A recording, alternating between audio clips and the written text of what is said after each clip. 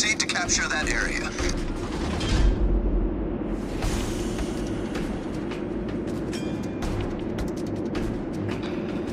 We'll go.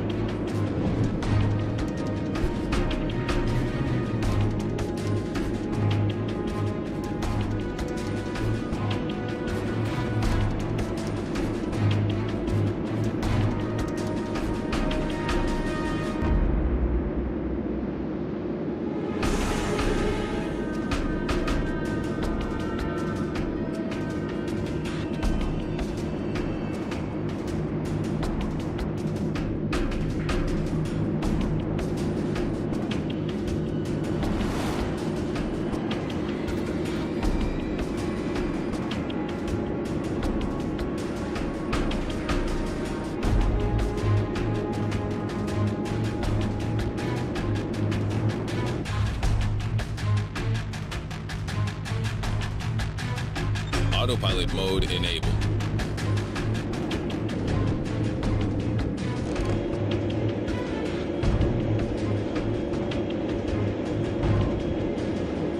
Enemy force detected. All forces, provide cover for that target.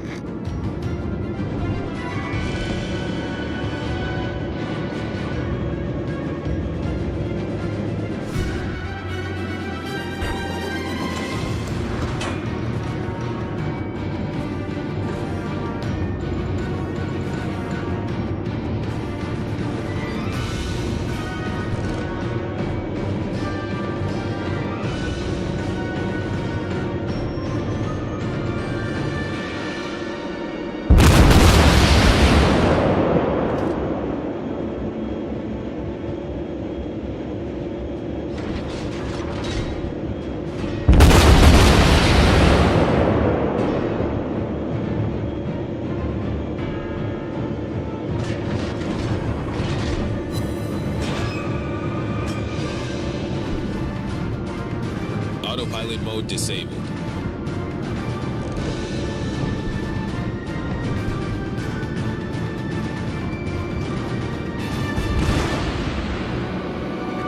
All stations, proceed to capture that area.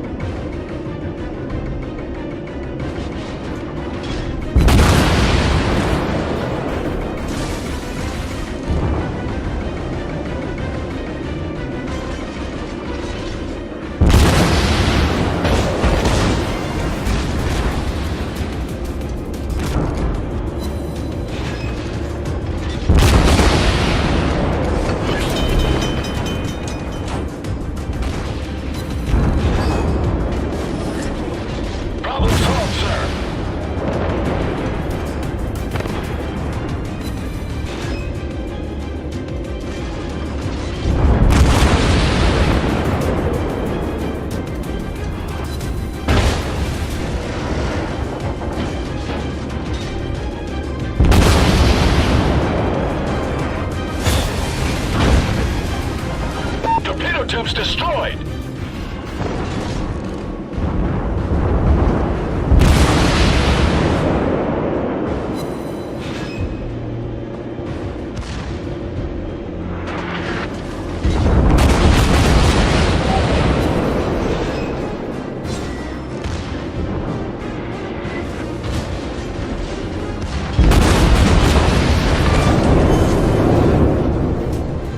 Enemy cruiser sunk.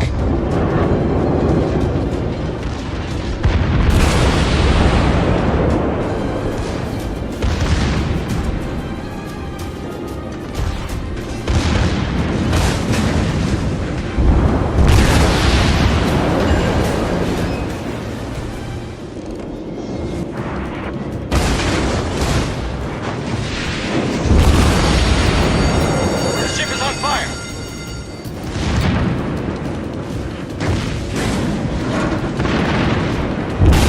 Dead ahead!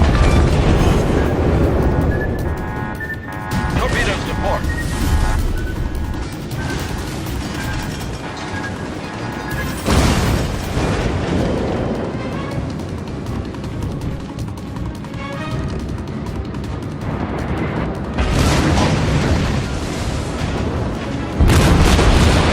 Torpedoes direct front! Torpedoes dead ahead! Critical engine damage!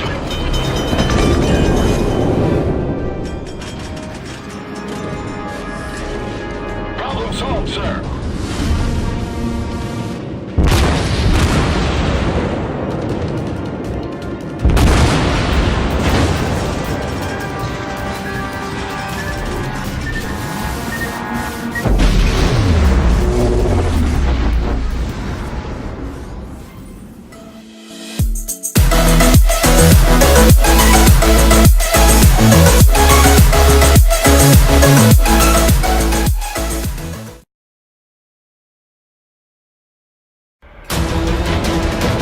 They were designed to be the best.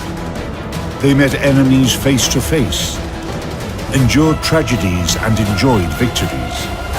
They went down in history due to the bravery of their crews. They are the ships that deserve to be called Naval Legends.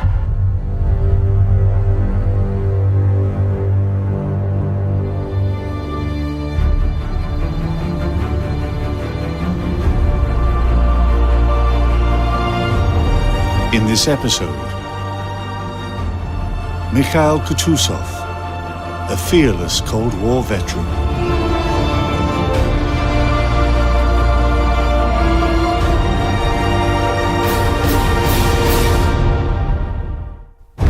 After the Soviet Union, together with its allies, defeated Germany and Japan, it focused all its efforts on reconstructing the country. The respite was short, however, due to the looming Cold War. Given the economic situation of the post-war period, the first 10-year shipbuilding program in the Soviet Union focused on light cruisers. This new generation of warships was expected to combine the fighting experience gained during the recent war and the Soviets' post-war achievements in science and technology. The Soviet Union started developing new cruisers in 1937, long before World War II. The design was called Project 68. With the outbreak of World War II, it was put aside, which meant the project's flaws did not become apparent until the end of the war. It was later succeeded by Project 68K. And then in 1947, technical requirements were formulated for the next project, 68 bis.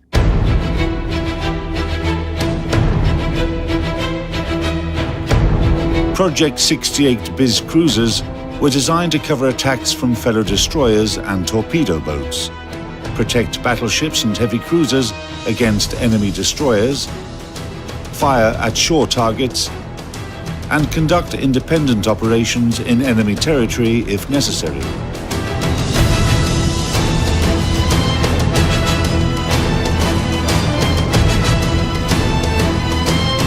This was the most common class of cruisers in the history of Soviet shipbuilding.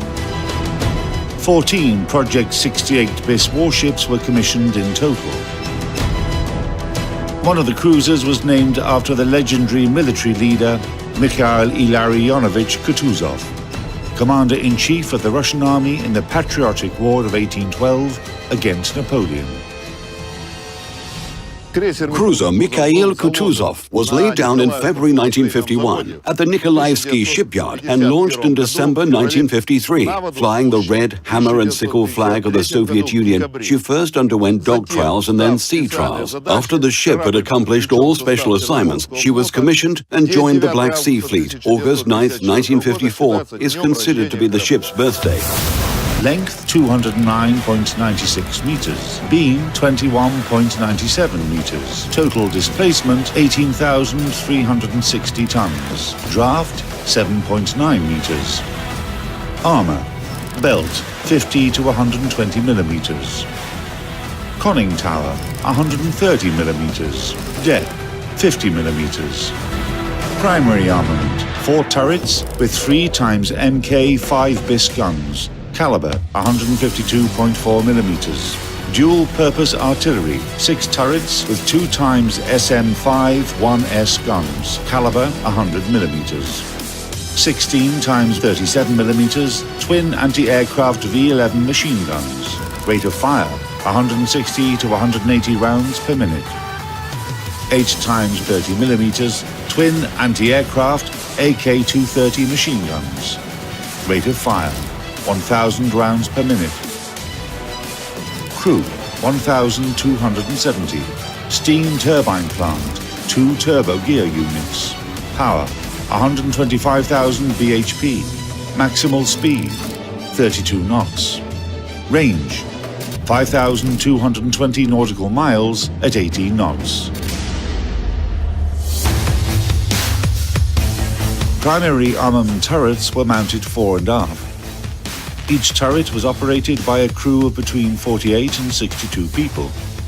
The turrets could provide accurate fire at a range of up to 32 kilometers with armor-piercing shells, semi-armor-piercing shells, high-explosive shells, and time-fused grenades. A time-fused grenade was a special shell used against air targets. It was fired by the primary armament guns. Time-fused grenades destroyed objects with their sheer weight, as well as splinters that dispersed after the explosion. The burst area formed an ellipsoid of 400 meters by 200 meters. This is how time-fused grenades worked.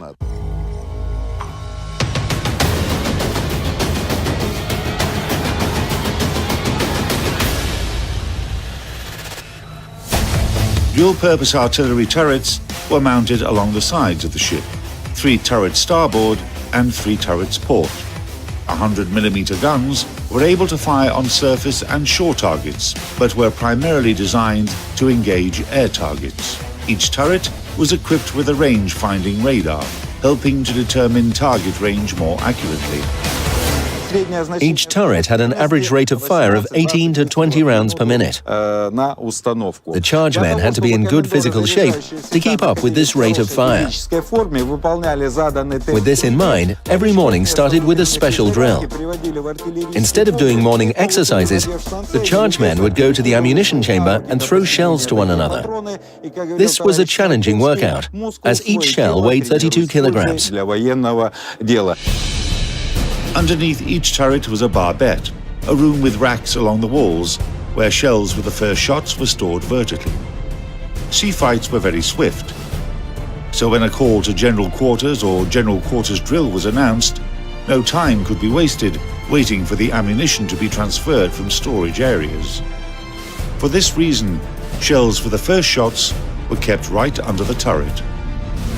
45 to 60 seconds after the General Quarters drill was announced, the crew got to their assigned stations.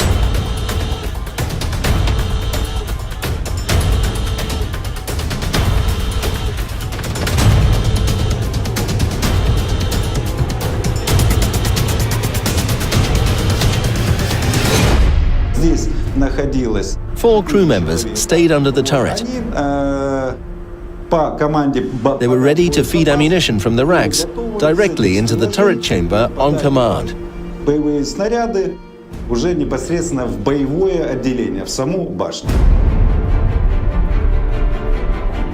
After modernization, the cruiser had 24 anti-aircraft cannons of two calibers, 30 and 37 millimeters, to fight off enemy aviation.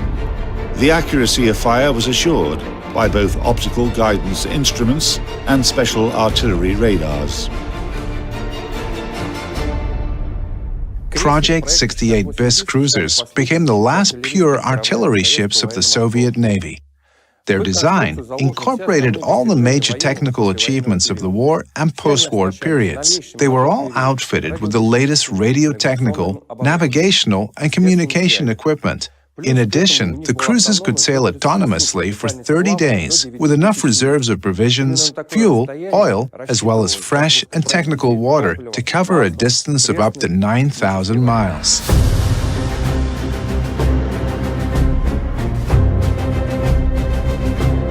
The main power plant of Kutuzov included 6 principal steam boilers and 2 main turbo gear units. The distance between the highest and the lowest points of the cruiser, the topmast and the keel, is 59 meters. So that you have an idea of the cruiser's height, there are 5 more levels below us right now. We're standing on the first continuous deck. It goes from bow to stern. 1 level down, we have the second continuous deck, which is armored. The armor is 50 millimeters thick. Then if you go further down, you'll find 3 more platforms. And finally, below them, you'll see tanks, holds, and the ship's bottom. By the way, the cruiser has a double anti-mine bottom.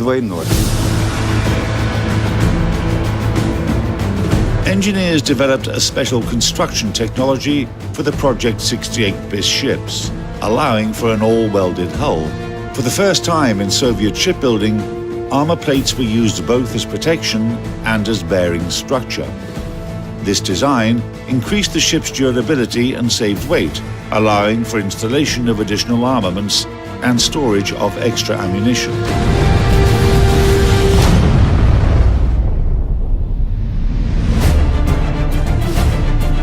The cruiser is divided into 2,500 rooms. Apart from working spaces, Mikhail Kutuzov also had 3 medical cabins for a therapist, a surgeon, and a dentist, 4 libraries, a cinema that showed movies on the holidays, an officer's mess hall, and 42 single and double officers' cabins. 1,000 enlisted sailors were accommodated in 38 crew quarters of different capacities, ranging from 20 to 70 people.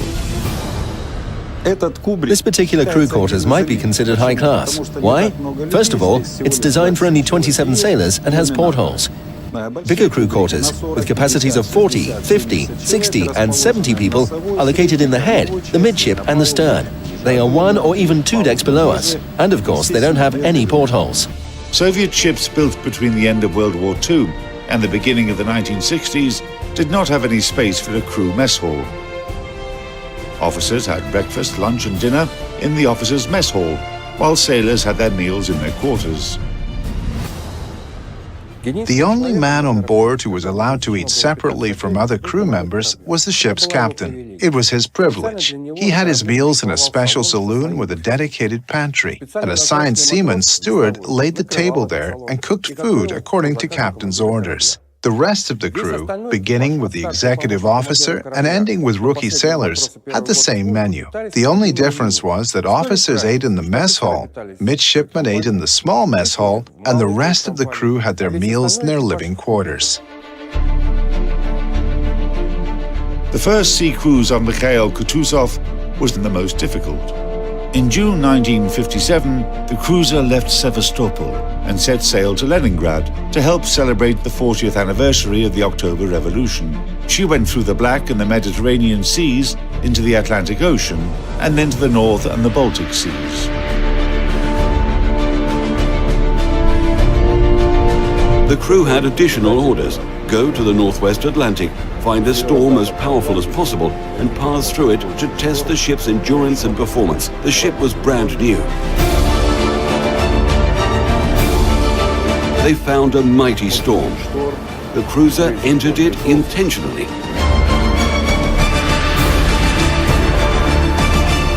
And during this storm, she had a maximal list angle to port.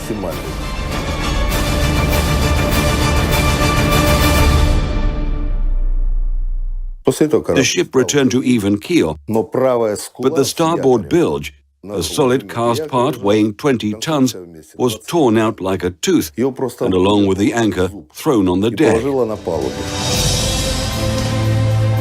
Despite the fact that Mikhail Kutuzov never fired her guns in a real battle, her service record is far from being dull. The ship went on 15 long-range sea cruises and participated in rescuing sailors from the exploded battleship Novorossiysk. Mikhail Kutuzov performed operational duties in the Mediterranean Sea and in the Atlantic.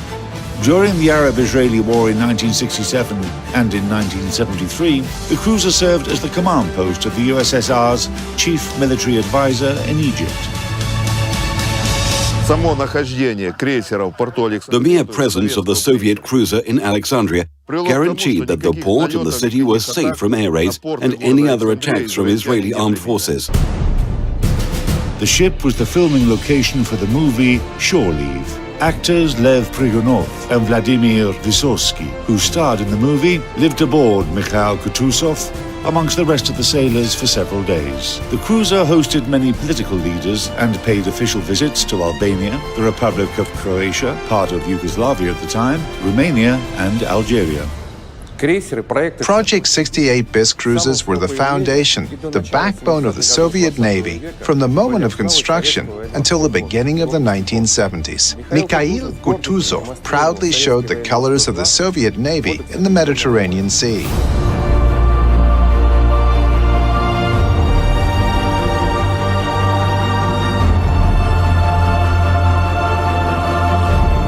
In 1988, the cruiser was transferred to the reserve of the USSR Navy, and 10 years later, she was decommissioned. In July 2002, Mikhail Kutuzov sailed her last cruise from Sevastopol to Novorossiysk. The cruiser dropped anchor at the city seafront and began her service as a museum ship, showcasing Russian naval glory.